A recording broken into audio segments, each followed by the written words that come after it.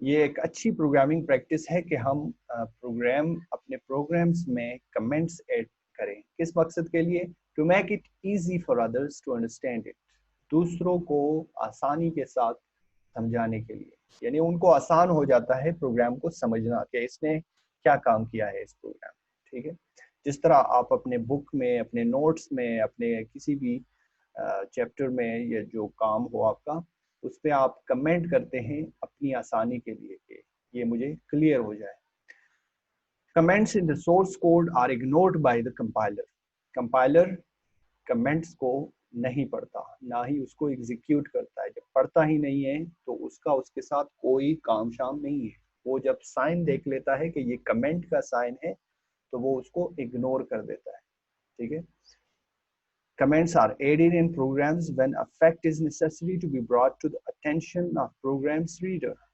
Comments हमारे पास हम इसलिए ऐड करते हैं जब हमें कोई ऐसी सिचुएशन होती है कि हम प्रोग्राम को रीड करने वाला जो होता है उसकी अटेंशन किसी खास पॉइंट पे लाना चाहते हैं, किसी खास फैक्ट पे लाना चाहते हैं कि ये चीज़ है, brought to the attention of programmers reader. ठीक है, यानी उसकी अटेंशन हासिल करने के लिए हम कमेंट्स यूज करते हैं। Generally, programmers write comments at the beginning of the program explaining the reader what the program is intended to achieve and assign the program code where something is to be clarified about the structure of the program. Generally आमतौर पर programmers क्या करते हैं, programme के start में सब कुछ लिख लेते हैं, कमेंट लिख लेते हैं, एक हेडिंग दे देते हैं कि ये प्रोग्राम किस चीज के बारे में है, इसमें हमने क्या किया हुआ है और आपको क्या आउटपुट मिलेगा, आप ये प्रोग्राम किस मकसद के लिए यूज कर सकते हो। तो ये सब कुछ वो स्टार्ट में लिख लेता है। तो जब हमारे कंप्यूटर में हमारे पास बहुत सारे प्रोग्राम्स होते हैं, बहुत सारे सॉफ्टवेयर्स हम डेवलप करते हैं, तो अगर आप एक एक प्रोग्राम चेक करोगे और उसको रन करोगे तो आपका टाइम ज़्यादा वेस्ट होगा। इससे अच्छा है आप हर प्रोग्राम में ऊपर कमेंट लिखो, तो आपको इजीली अंदाज़ा हो जाएगा कि ये प्रोग्राम किस चीज़ के लिए, किस मकसद के लिए हमने लिखा है। जैसे कि ये प्रोग्राम है हमारे पास, just to print I love Pakistan, just to print a message I love Pakistan. तो इसके ऊपर आप कमेंट में लिख सकते हो कि this is the program we have written just to print a message I love Pakistan. ठीक है, तो प्रोग्राम को पढ़ने की जरूरत नहीं पड़ेगी। अगर आपको चाहिए होगा तो आप फिर उसको यूज करोगे, और अगर नहीं चाहिए होगा कमेंट पढ़ने के बाद तो आप इसको छोड़ दोगे, दूसरा प्रोग्राम चेक करोगे। ठीक है, जिस मकसद के लिए आप प्रोग्राम को चेक करना चाहते हो वो अगर आप ऊपर हेडिंग में अपने कमेंट्स में मेंशन करो तो this is a good practice, और प्रोग्रामर्स जनरली ऐसे ही करते हैं। ठीक है, there are two types of comments. One is called single line comment and the other one is called multiple line comment. ठीक है, तो ये समझ में आ गया होगा आपको। The double hash is used as single line comment. The syntax of single line comment is, इसका रूल क्या है कि हम डबल स्लैश लिख लेते हैं और इसके बाद हमारा वो कमेंट जो कुछ भी हम लिखना चाहते हैं। फॉर एग्जाम्पल दी है इसने कि डबल स्लैश प्रोग्रामर का नाम दिया है कि ये प्रोग्रामर का नाम है एम सज्जाद हैदर। ठीक है, यानी ये प्रोग्राम किसने लिखा है, तो ये कमेंट में, यानी इसको हमें कोई ज़रूरत नहीं है, ये मस्ट नहीं है, अगर इसके बगैर भी प्रोग्राम चल सकता है, लेकिन ये किसी दूसरे को समझाने के लिए, किसी दूसरे को बताने के लिए या अपनी आसानी के लिए, ताकि हमें याद रहे या हम अच्छी तरह इस चीज़ को समझे, उसके लिए हम कमेंट मेंशन करते हैं। The next one is multiple line comment, which is already explained that there are multiple lines, more than one line. For one line, we use the double slash sign, and for multiple lines of comment, we use these two signs, one at the beginning and the other one is at the end. ठीक है, so these signs is used for multiple line comments. Comment can span to multiple lines as shown in the following example. Comment हमारे पास एक से ज़्यादा lines भी हो सकते हैं, क्योंकि डिटेल जब ज़रूरत होती है डिटेल से बात करने की तो वो एक से ज़्यादा लाइन हो सकते हैं। तो उसके लिए फिर ये वाला साइन यूज होता है, यानी slash asterisk and asterisk slash at the end of comment. उम्मीद है ये आपको बिल्कुल क्लियर हो गया होगा कि कमेंट क्या होते हैं और कमेंट किस तरह यूज करते हैं।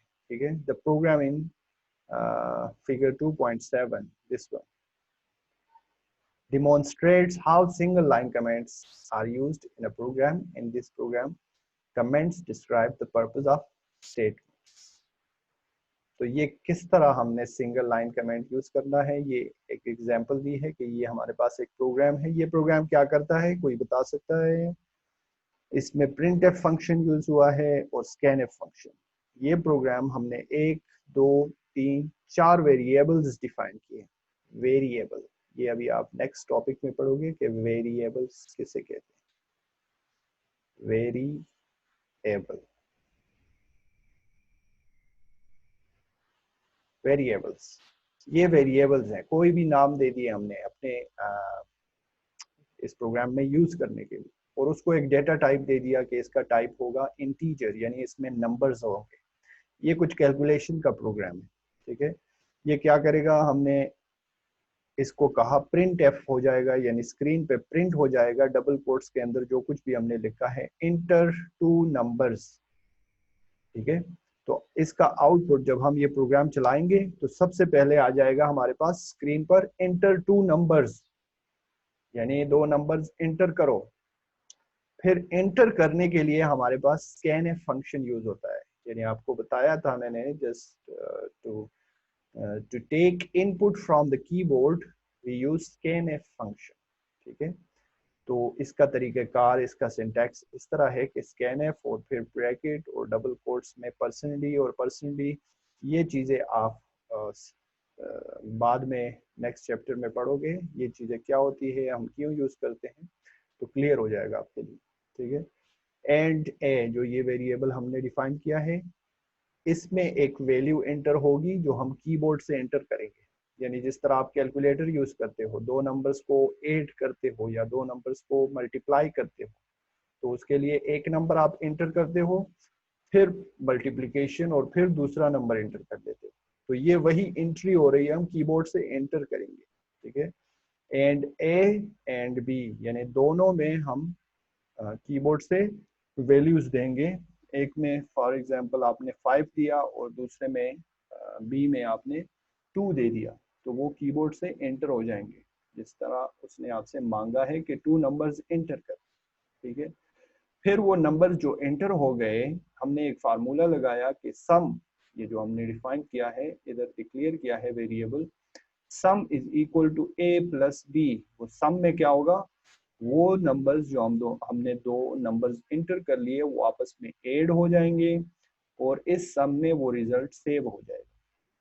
अभी सम में हमारे पास क्या है, अगर ए 5 था और बी 2 था, तो 5 + 2 7 हो जाएगा। सम हमारे पास अभी मेमोरी में 7 है। ठीक है, नेक्स्ट स्टेटमेंट में product is equal to A multiply by B, यानी दोनों को मल्टीप्लाई कर देगा, 5 और 2 को मल्टीप्लाई कर देगा, तो ये प्रोडक्ट में हमारे पास रिजल्ट आ जाएगा 10। ठीक है, 5 2 10। और फिर नेक्स्ट स्टेटमेंट प्रिंट एफ का काम क्या है, ये प्रिंट करता है, तो हमने इसको कहा डबल कोट्स के अंदर कि sum is equal to %d, sum में जो कुछ भी है वो प्रिंट करो, और %d वो नंबर उठा लेगा जो सम में पड़ा है, सम के पास जाएगा, हमने सम को कॉल किया कि सम तुम्हारे पास क्या है, और जो कुछ भी है वो यहाँ पे आ जाएगा। ठीक है, और ये इसी तरह ये प्रिंट एफ फंक्शन ये चीज उठा के हमारे पास हमें स्क्रीन पे प्रिंट कर दे देगा। सम जिस तरह हमने लिखा है सम आ जाएगा, इक्वल आ जाएगा, और %d की जगह पे वो सम में जो वैल्यू है वो आ जाएगी, यानी ये सम में जो वैल्यू है वो यहाँ पे आ जाएगी। ठीक है, तो हमें रिजल्ट यानी आउटपुट प्रिंट पे दिखा देगा, स्क्रीन पे दिखा देगा। प्रिंट एफ नेक्स्ट स्टेटमेंट में क्या करेगा, प्रोडक्ट को भी शो कर देगा। प्रोडक्ट इस तरह लिखेगा, प्रोडक्ट इज इक्वल टू, और %d की जगह वो प्रोडक्ट में जो कुछ भी वैल्यू होगी ये प्रोडक्ट में वो यहाँ पे रख देगा, तो %d की जगह वो प्रोडक्ट में क्या वैल्यू होगी 10, तो प्रोडक्ट इज इक्वल टू हमारे पास 10 स्क्रीन पर प्रिंट कर देगा। ये जस्ट एक सिंपल प्रोग्राम है। तो आप लोगों ने ये सॉफ्टवेयर डाउनलोड किया होगा, तो ये प्रोग्राम आप ट्राई कर सकते हैं कि इसका आंसर क्या आएगा। आपसे सबसे पहले दो नंबर्स मांगेगा, आप दो नंबर्स कीबोर्ड से एंटर करोगे और वो दो नंबर्स कैलकुलेट हो जाएंगे, एक सम हो जाएगा और एक प्रोडक्ट हो जाएगा। दोनों का पहले तो एडिशन हो जाएगा और बाद में मल्टीप्लिकेशन हो जाएगा, और फिर हमें स्क्रीन पे उसका रिजल्ट मिल जाएगा। एडिशन और मल्टीप्लिकेशन दोनों का रिजल्ट मिल जाएगा। ठीक है, तो ये सिंपल एक एग्जांपल दिया था इन्होंने कमेंट्स यूज करने के लिए। अभी नेक्स्ट टॉपिक की तरफ बढ़ते हैं कि हमारे पास कौन सा टॉपिक है, और बहुत इंपॉर्टेंट टॉपिक है जो कि कांस्टेंट्स एंड वेरिएबल्स है। ठीक है, किसी को कुछ आइडिया है कांस्टेंट क्या चीज है और वेरिएबल क्या चीज है? जस्ट रफली देखते हैं कि कुछ है आपके जहन में, कहीं पे यूज किया है या सामने आया है? जी शाबाश, ऐसे ही है ना। सर हमने मैथ में पढ़ा है कि कांस्टेंट जो होते हैं वो वेरिएबल के बगैर दे, वेरिएबल हमारे पास एबीसीडी वगैरह होते हैं, कांस्टेंट मैथ में पढ़ा जी जी जी, शाबाश, ठीक है। अच्छा, और कोई बता सकेगा कांस्टेंट और वेरिएबल क्या होता है? अगर आप मीनिंग भी देखो ना तो आपको क्लियर हो जाता है। कांस्टेंट, कांस्टेंट का मतलब है यानी सर जी जिसके साथ वेरिएबल जिसके अंदर कोई वो आ जाए, जो ये एक्स वगैरह होते हैं सर, कांस्टेंट सादा हो सर, बिल्कुल 1 2 3 हो गया पर। सही है, सही है, सही है, बिल्कुल। हमारे पास एक है कांस्टेंट और एक है वेरिएबल। देखो मीनिंग पे गौर करो। कांस्टेंट का मतलब है स्टिल, यानी एक मुस्तकिल, कांस्टेंट, ठीक है ना, यानी साकित, उर्दू मीनिंग इस तरह हो सकती है। और वेरिएबल, वेरी का मतलब है चेंज, वेरिएबल चेंज होने के काबिल, यानी चेंजेबल। ठीक है, तो ये मीनिंग है इनकी।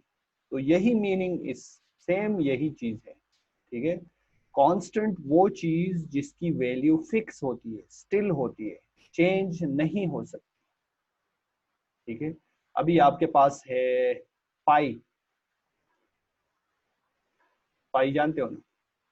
पाई की वैल्यू कौन बताएगा? पाई की वैल्यू हमारे पास क्या है?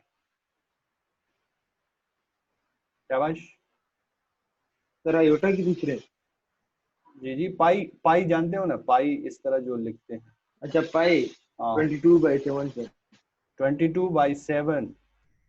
ठीक है ना, ये फिक्स्ड वैल्यू है, ये कभी चेंज हुई है? आपने देखा है कि पाई की वैल्यू अमेरिका में एक जैसी होगी और पाकिस्तान में दूसरी होगी? हाँ, नहीं हुई ना। तो ये फिक्स्ड वैल्यू है, ये कांस्टेंट है। ठीक है, 3.49 समथिंग आता है। ठीक है, तो इस तरह की वैल्यू को बोलते हैं कांस्टेंट।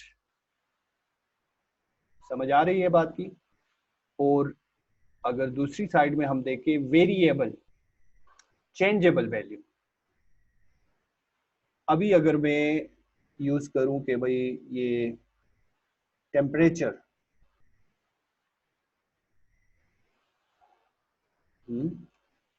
तो टेम्परेचर की वैल्यू, हमें तो टेम्परेचर यानी एक ऐसा वेरिएबल हो सकता है जिसकी वैल्यू चेंज हो सकती है। आज टेम्परेचर एक जैसा है तो कल दूसरा होगा, कल परसों तीसरा होगा। चेंजेबल वैल्यू है ये। ठीक है, तो ये एक वेरिएबल हम कंसिडर करते हैं, इसको वेरिएबल का नाम दिया है। और जो फिक्स वैल्यू होती है जिसमें नंबर्स यानी होते हैं फिक्स, तो वो है हमारे पास वो कांस्टेंट वैल्यू होती है।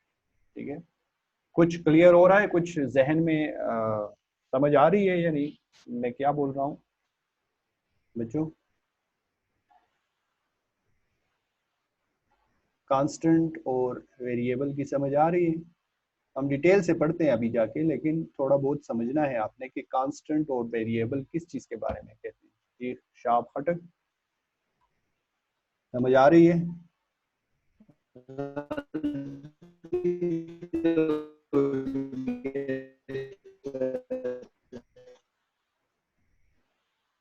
बिल्कुल।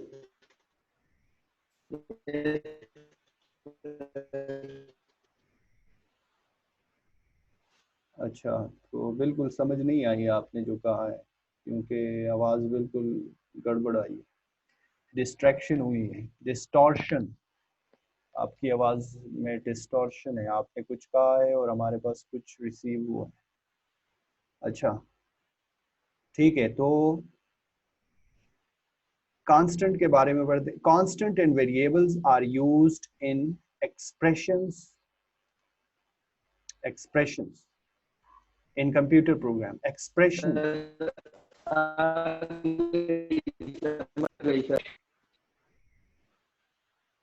शहाब आपके कनेक्शन में कोई प्रॉब्लम है, आवाज बिल्कुल ठीक नहीं आ रही।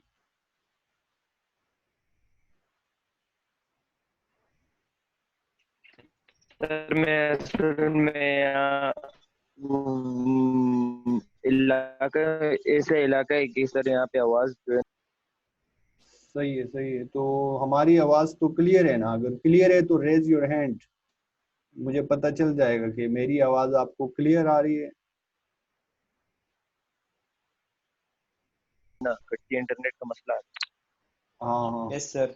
ठीक है, ठीक है, चलो ये सही है, अगर मेरी आवाज क्लियर है तो ये भी काफी है।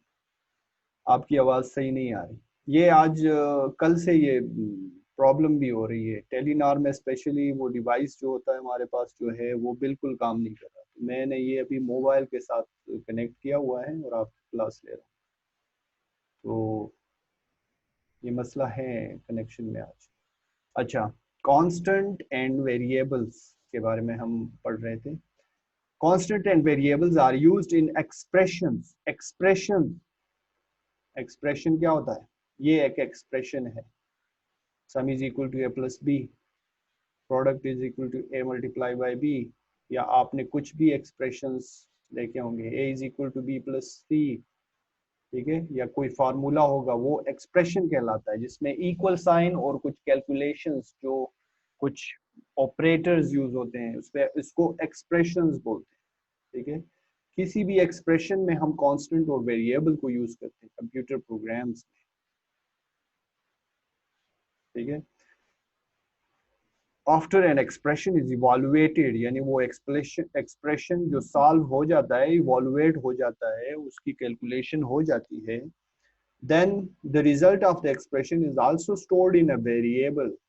जिस तरह ये एक एक्सप्रेशन है a प्लस बी, तो ये जब सॉल्व हो गई, इवॉल्युएट हो गई, तो इसका रिजल्ट हमारे पास सेव हो गया इसमें, सम में, तो ये एक वेरिएबल है, ये भी एक वेरिएबल है, ये भी एक वेरिएबल है, तो इसमें कांस्टेंट भी हो सकते हैं, ठीक है। तो इन दोनों कांस्टेंट्स और वेरिएबल्स को हम एक्सप्रेशंस में यूज करते हैं, ठीक है।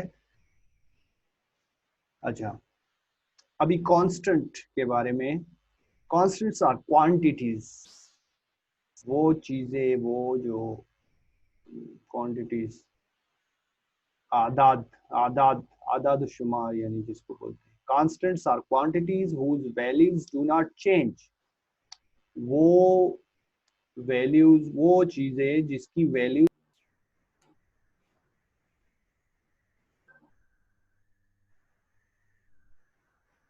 ठीक है, वो चीजें जिनकी वैल्यूज चेंज नहीं होती, do not change during program execution.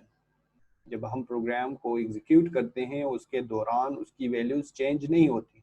They may be numeric, character और स्ट्रिंग। न्यूमेरिक वो वैल्यू जिसमें डिजिट्स यूज होते हैं, 1 2 3, 0 से लेकर 9 तक, ठीक है। कैरेक्टर वो चीज है जिसमें अल्फाबेट्स यूज होते हैं, ए टू बी, ए टू जी, ठीक है।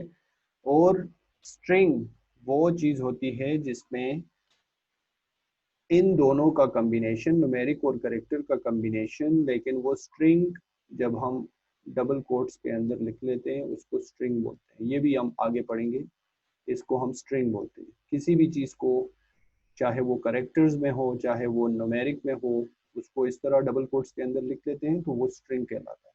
ठीक है, अभी इसके दरमियान में मैंने लिखा पाकिस्तान, तो ये कांस्टेंट वैल्यू है या वेरिएबल है? कांस्टेंट है, क्योंकि पाकिस्तान का नेम तो एक ही है। नेम चेंज हो सकता है? नहीं हो सकता। ये एक स्टिल वैल्यू है, एक फिक्स्ड वैल्यू है, एक कांस्टेंट चीज है। ठीक है, अभी यहाँ पे इसने डिटेल भी बताया है कि न्यूमेरिक कांस्टेंट क्या है, कैरेक्टर कांस्टेंट क्या है और स्ट्रिंग कांस्टेंट क्या है। न्यूमेरिक कांस्टेंट्स हमारे पास आर टू टाइप्स, दो टाइप्स के होते हैं। एक को बोलते हैं इंटीजर और दूसरे को बोलते हैं फ्लोटिंग पॉइंट नंबर्स। इंटीजर और फ्लोटिंग पॉइंट नंबर्स जो हैं, दोनों में नंबर्स आते हैं, लेकिन इंटीजर वो नंबर को बोलते हैं जिसमें पॉइंट नहीं होता, डेसिमल पॉइंट नहीं होता, और डेसिमल पॉइंट वाले नंबर्स को फ्लोटिंग पॉइंट बोलते हैं। ठीक है, ये डेटा टाइप्स होते हैं, ये भी हम बाद में पढ़ेंगे और आप सीखेंगे कि इंटीजर कौन सी वैल्यू होती है। इंटीजर 0 से लेकर 9 तक, जिसमें नंबर्स होंगे लेकिन उसमें कोई पॉइंट नहीं होता है, यानी डेसिमल पॉइंट हम यूज नहीं करेंगे इंटीजर में। डेसिमल पॉइंट वाला नंबर फिर फ्लोटिंग पॉइंट नंबर बन जाता है। ठीक है, तो बगैर पॉइंट वाले नंबर्स को इंटीजर और पॉइंट वाले नंबर को फ्लोटिंग पॉइंट। तो न्यूमेरिक कांस्टेंट्स हमारे पास दो किस्म के हैं, इंटीजर और फ्लोटिंग पॉइंट। अब इंटीजर कांस्टेंट कौन से हैं और फ्लोटिंग पॉइंट कांस्टेंट कौन से हैं? इंटीजर कांस्टेंट जो है हमारे पास represent values that are counted, जो काउंट होती है, like the number of students in class. Number of students in class, आप उनको इस तरह तो नहीं कह सकते कि वी हैव 25.7 या 25.5 in our class, members in our class. ठीक है, तो इसमें पॉइंट नहीं होता, यानी वो काउंटेबल वैल्यू जो होती है वो इंटीजर्स कहलाती है। For example, number of students in a class, some examples of integer constants are 7145 -234 26 etcetera, जिसमें पॉइंट कोई नहीं है, वो इंटीजर कांस्टेंट्स कहलाते हैं।